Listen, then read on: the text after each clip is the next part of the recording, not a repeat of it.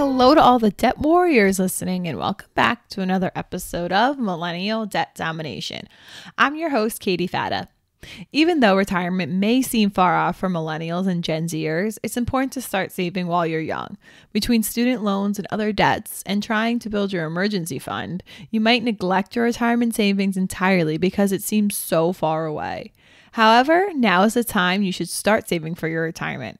This is because of the magic of compound interest. By saving now, you watch your retirement fund compound over the years.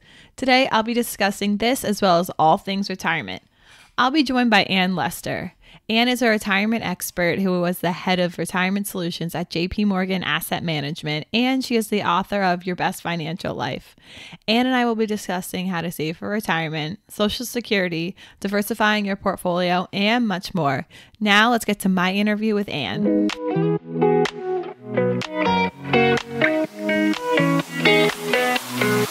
Hi, Ann. Thanks for being on the podcast today. Oh, thanks so much for having me. Yeah, I'm looking forward to talking to you today all about retirement. So let's just dive right in. How can a young person start saving for retirement, and why should someone start saving for retirement at a young age? The hardest thing to do when you're just starting out is like scrape some of your hard-earned cash and stick it away for, something that's going to happen in 40 or 45 years. So it's a terrible feeling to try to do, but the single most important factor in growing your money for retirement is actually time, because depending on how much you're earning, if it's 7%, for instance, your money's going to double every 10 years. If it's a 10% return, which may be a little aggressive, your money might double every 7 years. So the earlier you start saving, the less you actually have to save for retirement. So starting early is huge. And that's all because of compound interest, right? That money just builds on itself over and over again. And, for young people, it can be like kind of daunting to save to retirement because there are just so many other things that we are being told we have to save for. So how can we save for retirement when there are just so many other things to save for? Yeah, and that's a real thing, right? So Yeah. I think, I always say retirement is the most important thing you can do is just start.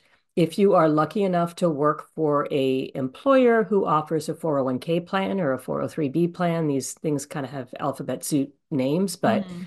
if you have an in-place retirement plan, you will probably get signed up automatically by your employer, and that is like the hugest gift they can give you. And if you're even more lucky, they'll be matching what you contribute, and usually employers match something like half of what you put in up to a certain amount, maybe 5 or 10%. So if you're lucky enough to have an employer like that, it's going to be automatic, it'll come out of your paycheck, and you'll get free money. So you should definitely take Mm. advantage of that. If you're not working for an employer with a 401k plan, then you really have to try to DIY it. And that means setting up an IRA.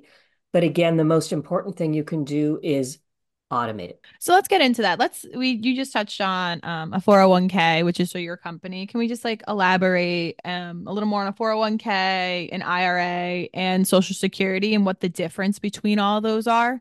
Absolutely. So first of all, these things are all named after like laws or sections of the tax code, which is why it's kind of hard to keep track of all this Right. stuff. So 401k, and then sometimes if you work for like a public employer or a government, you might have something called a 403b, same kind of thing. Yep. What that is something that your company sets up.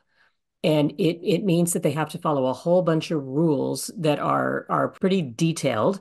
But one of the big things that it means is that your company is acting as a fiduciary on your behalf. So that means that your company has to make decisions that are in your best interests.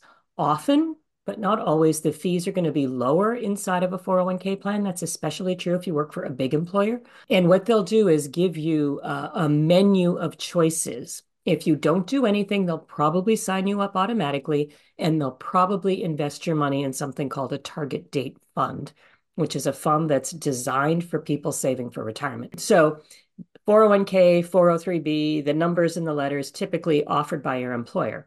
An IRA stands for Individual Retirement Account. That is something you have to set up by yourself. You can set it up with any brokerage firm, asset management firm, many banks offer them. And what that does is, and both of them, right, have a really important thing they share, which is that the money that you put into these accounts grows tax-free. Mm-hmm. So you don't pay any taxes on that money while it's growing, but you're responsible for deciding to some extent how much you put in. Depending on the kind of IRA or 401k plan you choose, and again, if it just sounds like that, if the letters just say IRA or 401k, the money that you contribute into these accounts gets deducted from your income, so you don't pay income tax on it. So you don't pay taxes on the money you put in, and the money grows tax-free.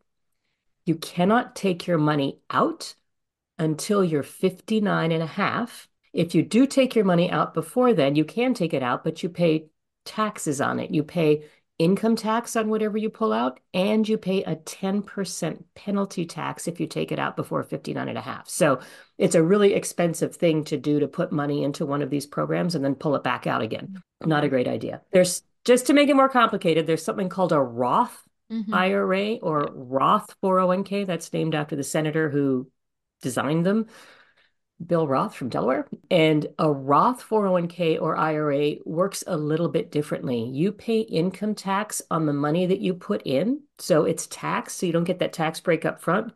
The money still grows tax free. And very importantly, on the other side, when you retire, you pull the money out without tax. So if you get the chance to use a Roth 401k or IRA, it's often a better idea, especially for young people, because you're in such a relatively low tax bracket. You might not notice much difference in your net paycheck, and you'll have a lot more money when you retire. So something to think about. So an IRA or 401k totally depends on what you put in and what the markets do. So it's a little bit uncertain. I will say if you put in 10 to 15% of your income and do that every year, you'll be fine when you retire. That's going to be plenty of money, but it's not guaranteed, right? So it depends on what you put in and what the markets do. Social Security, on the other hand, is a government program that will pay you based on a formula of your average salary and your average contributions over your whole working career. And you can start taking it as early as 62 or as late as 70. And the amount that you get every month depends when you start taking it. So most people, I would recommend planning on taking it later because you get a lot more money. And that you get a check every month until you die. So that is what is called guaranteed income. You will get that check every month until you die. There's a lot of stuff out there and people worrying about Social Security Trust Fund and it's not going to be there and Social Security is broke. And I will say, if the government does nothing, makes no changes to Social Security, the government will have to reduce benefits starting in like 10 or 12 years.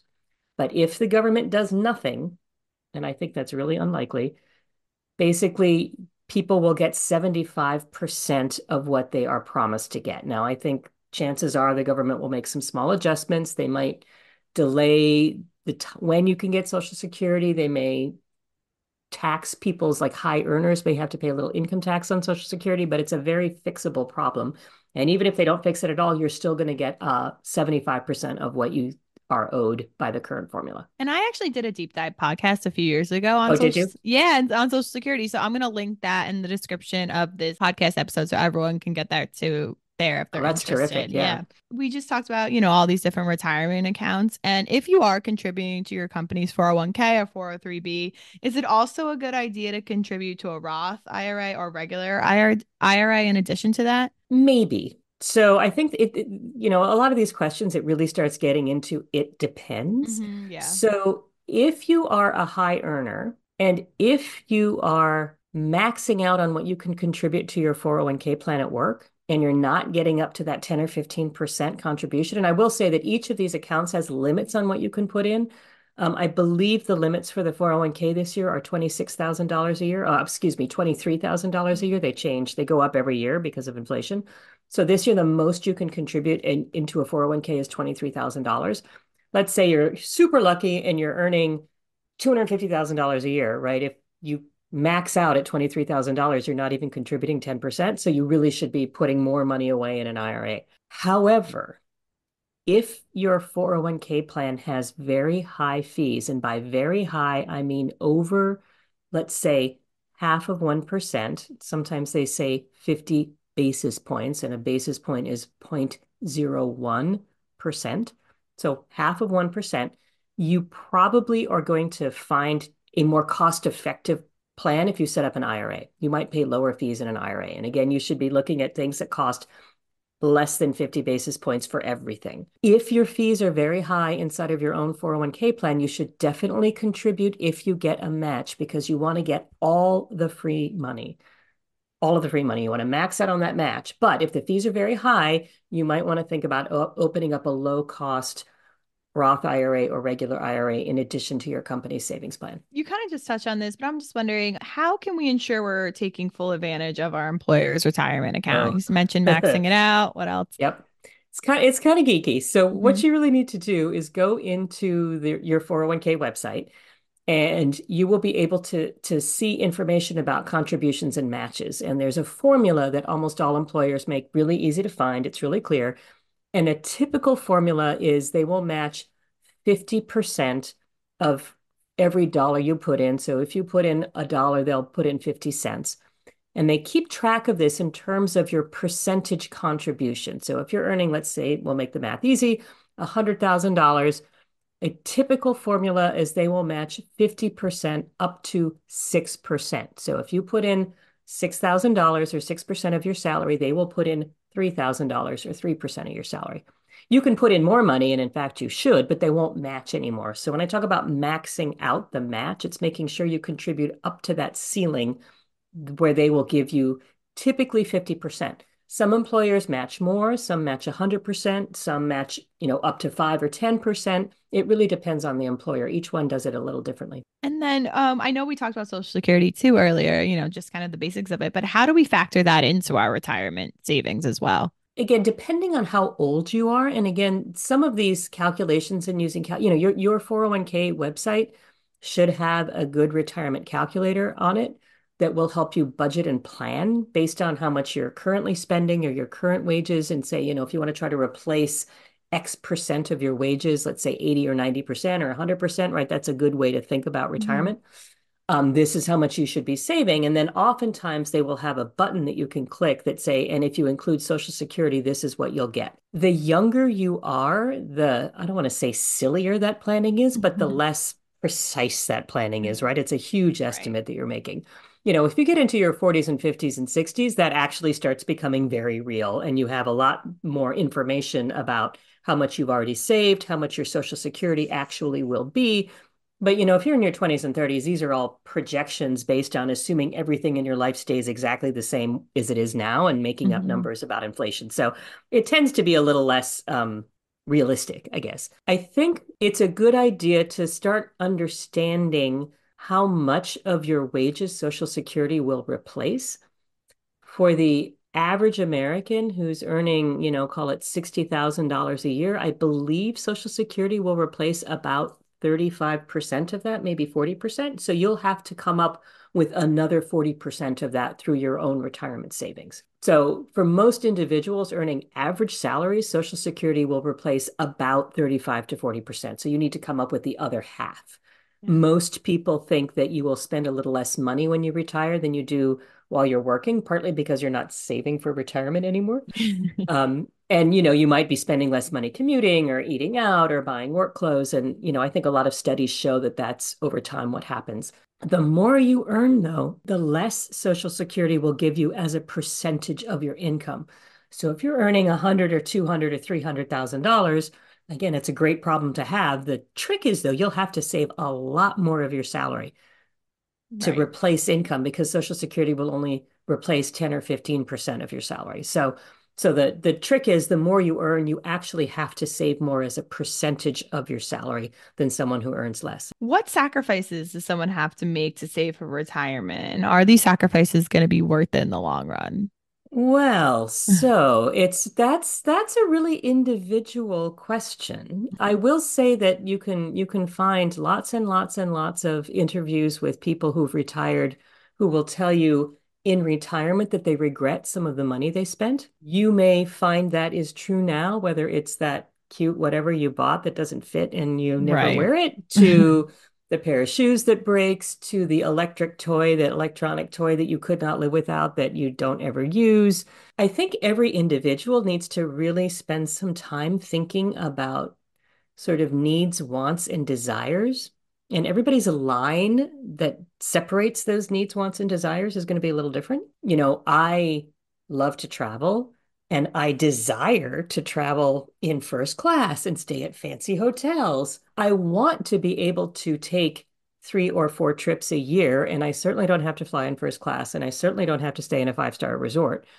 Right. My need for travel is to avoid staying in like youth hostels. That's cutting it too close to the bone. If I have to travel and the only way I can travel is in youth hostels, I'll travel less often and like make sure I have my own bathroom. So that's a kind of a silly example, right? But it does help you start teasing us apart. Like, what do you really need to be happy? Something that happens that is inevitable as our income goes up is we start spending more money, and I call it consumption creep, right? You just start, your Mhm. first job out of college, maybe you're, sharing a house, you've got a roommate, you're eating ramen, like whatever you're doing, and you get a raise and you're like, all right, well, I'm not eating ramen anymore. I'm going to spend more money on food. I'm going to go out a little more often. I'm going to get rid of my roommate, right? And those Right. are reasonable things to do. However, if you find yourself doing it and you keep doing it, you'll never be able to save more money. And so, one rule of thumb that I really urge people to stick to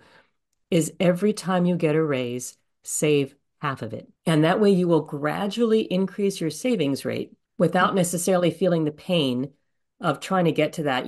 Most people would recommend saving at least 10 to 15% of their income, maybe 20 if you're a high earner. Now, you can't start there. That's crazy, right? That's just like way too much money out of your current paycheck. Right. But if you get a 5% raise every year, maybe, right? Maybe every other year, you save half of that. And in 5 or 10 years, you're up at that savings rate and it will be relatively painless. That's a great way for a younger millennial who is, younger than 35 to start saving for retirement. Mm-hmm. So, what's the difference about somebody who's younger than 35 starting to save for retirement versus someone who is older than 35 to start saving for retirement who hasn't started yet?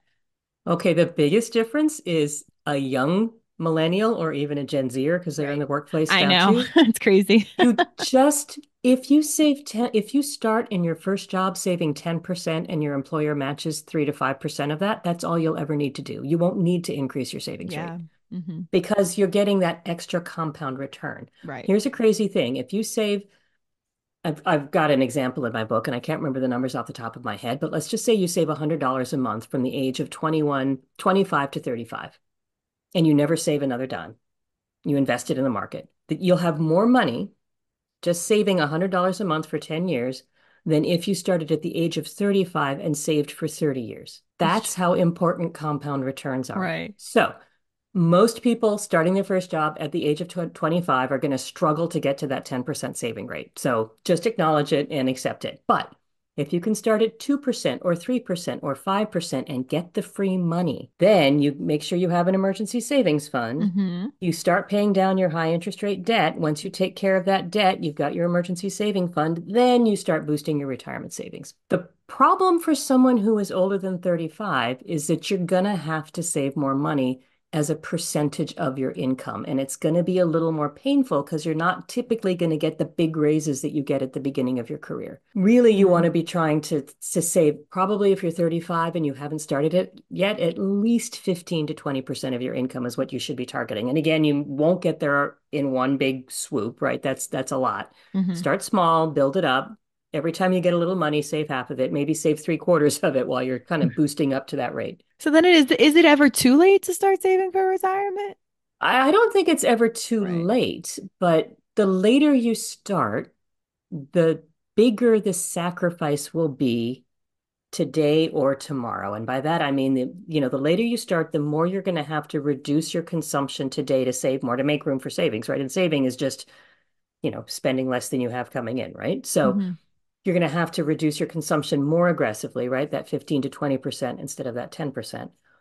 Or you're going to have a reduced lifestyle in retirement, or you're going to have to work longer, or all three. My next question, this might vary from person to person, but in general, how much would someone maybe need to retire? It varies. Right. The answer is it depends. And Yeah. so it really depends on your lifestyle, right? One of the weird advantages of becoming a fairly aggressive saver, and by aggressive, I mean like that 15% number, let's say, earlier in life, is that you're anchoring on a lower lifestyle than you would if you were like spending 100% of your money and not saving anything at all. So you're anchoring on spending less money every year, which means that you need less money in retirement to replace that lifestyle. So some of the questions about how much money you need are like, what do you want to do? Where do you want to live? Do you want to do things that are relatively expensive, like travel, or do you love gardening and making bread? Like those are going to Mhm. be really different. Those are going to cost different amounts of money. Are you going to need to travel to see family? Do you come from a family that tends to live a long time? I have a great grandmother who lived to be 108 or My something. goodness. I have grandparents who lived into their, well into their 90s. So, like, I got a plan for living a long time. Other people may not have that, history, right? So, I Mm, think it's a good rule of thumb to assume that you'll live to at least 95. yeah. That's kind of a scary thing to think about, but that's a good number. And then here's the other thing, the more money you earn, the more easily you can lower your standard of living and not feel a pinch, right? So if you're Hmm. wealthier, right, you've got a Yeah. little more wiggle room to cut than if you're less wealthy. And you Right. may not be super happy, but most people, once they make that initial adjustment, don't really constantly feel regret about that. So, on the other hand, the more money you're spending, the less Social Security you have and the more you have to save, right? Yeah. So if you have the opportunity to go play with one of those calculators, it can be very helpful just to help you get a sense for, what your future will look like. And then we kind of touched on an emergency fund earlier, which I love talking about. How can having an emergency fund help protect your retirement savings? So, one of the challenges with 401(k) plans is that, and I think this is for very good reasons, right? Companies make it possible, and the government, the laws make it possible for you to access that money if you have to. And certainly there are some limited circumstances that would not necessarily be a silly thing to do. But most people don't have any other savings but their retirement accounts. So when the terrible thing happens, like Mhm. their car gets totaled, or a spouse loses a job, or they just need, some money, they've got this pot of money sitting there and they can take a loan against it or they can just pull it out in what's called a hardship withdrawal. If they change employers, they can roll that money over to the next job or roll it into an IRA. And that means keeping the tax benefits.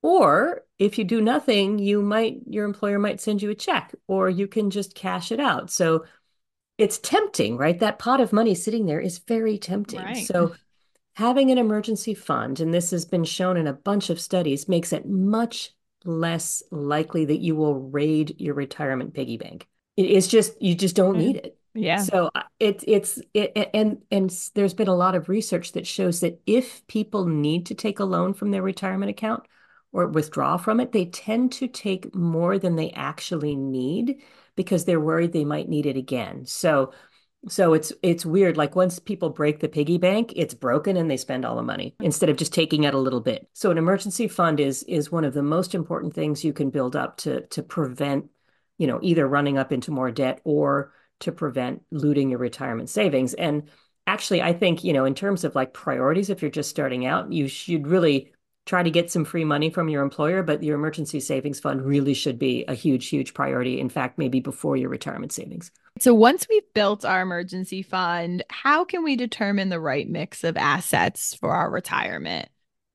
So there's a really, and this is near and dear to my heart, right? Because I used Hmm. to manage target date funds, and this is what I did for a living. There are a couple of kind of rules of thumb you can use. One is maybe 100 or 110 minus your age, and that would be if you're 25, you should have at least 75 or 80%, and maybe even 85% of your money in stocks. And the reason you want mostly stocks when you're young is because stocks will, over time, not every time, but over time, deliver more return than bonds or other assets. So stocks historically have been the highest returning asset. You probably don't want only stocks, although some people do, because in times of recession, they go down a lot. And you may be in the middle of a transition. You may be changing jobs and moving your retirement fund from one employer to another. You may just kind of freak out if the market goes down 40% in one year, which it did, in 2008, 2009. So having some bonds, which almost always, although there are occasional exceptions, but Mhm. almost always are steadier in return. There was a pretty violent loss in the bond market a couple of years ago because the Fed started raising interest rates, but that was kind of a once in a generation thing that happened, and I don't expect that to happen anytime soon again. You should probably have a little bit of bonds in your portfolio. If you're doing this by yourself and you're picking your own funds, I think it's, unless you find this fascinating and you're a very disciplined person, I really recommend keeping it as simple as possible so that you don't get tempted to fiddle around, because when you get in there and start fiddling, people tend to make bad decisions. They get overwhelmed with information. They just pick whatever did well last month. They buy high when things are going well, and then when things are going badly, they sell low, which is value destroying. So I really recommend people, if they're in their 401k plan, use the default fund unless they really know what they're doing. And again, there are a lot of statistics showing that most people who try to do this by themselves do worse than a professional investor who's running a target date fund or a balanced fund does. Once we have our emergency fund, our stocks, our bonds, our 401k, our IRAs, how often should we review these retirement plans and make adjustments? Yeah, I think honestly, once a year is a really good cadence. Okay. And I think it's a great birthday present to make for yourself to go in and check your stuff. Yeah, Yeah.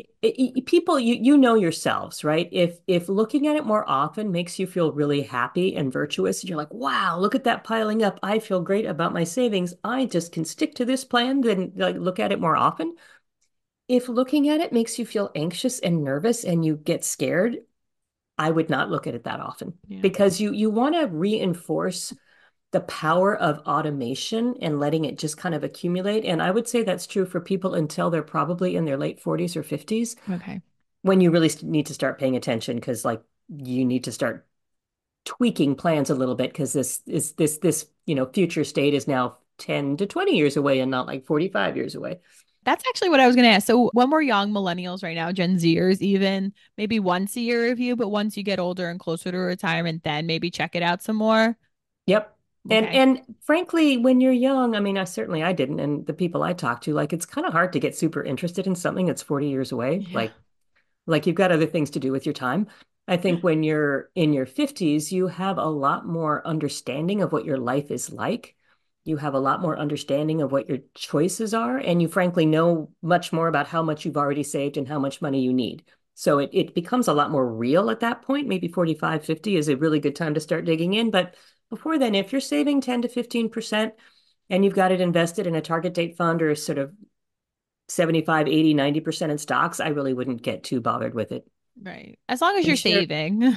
Yeah, really, that's kind of the bottom line. It's saving and investing. It's got to be invested too. Just saving it isn't good enough. It's got to be invested. Yeah, because I feel like for a lot of young people when they first start off, they really do not even think it's important to Yeah, invest in retirement or invest in anything for that matter. So I really hope that this podcast resonates with a lot of our younger listeners. me So, too. Anne, can you just tell us a little bit about your book and what you're doing and everything now? Yeah, so I spent about 30 years, just under 30 years at JP Morgan Asset Management, building and running their target date fund business. And I retired 4 years ago and wrote a book called Your Best Financial Life. And it's really aimed at Gen Zs and millennials, and really helping people understand two things. One, as we've already talked about a lot, the power of time. And you making very small sacrifices in your 20s and 30s will lead to a much easier life in your 40s, 50s, and 60s, because you'll just have to save less money. So that's just a thing. But the other part of my book that I think gets overlooked a lot in a lot of these books on personal finance and investing is how much our own brains get in the way, and our own emotions. And I think a lot of people feel a lot of shame and fear, and have this sort of uneasy sense that they're doing it wrong, but don't really know how or why. And so I unpack in my book a lot of the brain wiring that actually makes it hard to save. In fact, one of my chapters is called You Suck at Savings and It's Not Your Fault. Like our brains are not wired to save. They're wired Yeah. to grab whatever we can and run.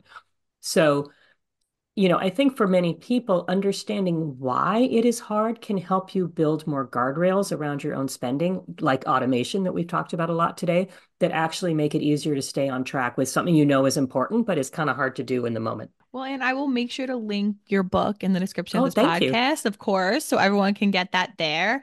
But other than that, thank you so much for joining me on the podcast today. I really enjoyed talking to you. Well, likewise, thanks for having me. It was a great conversation. Yeah, thank you so much.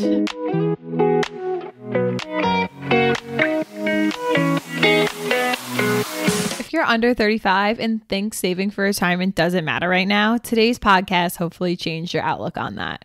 If you're over 35 and haven't started saving yet, don't panic and start saving now. If you work for an employer who offers a retirement savings account, start there. Then you can determine if you need to open an additional retirement account such as a Roth or regular IRA. Before you start your retirement journey, make sure you have an emergency fund. An emergency fund will protect your retirement savings in case of emergency. If an emergency does occur, you'll be able to take from your emergency fund rather than dipping into your retirement fund to pay for what you need. When you're far off from the retirement age, check in with your retirement plan and make adjustments once a year. As long as you're saving and investing, you're on the right track to a successful retirement. With that being said, that wraps up another episode of Millennial Debt Domination. Don't forget to subscribe to the podcast wherever you're listening. And if you're listening on Spotify or Apple Podcasts, please rate and review us there. I'll talk to you next time, Millennials, Gen Zers, and everyone else listening. Bye.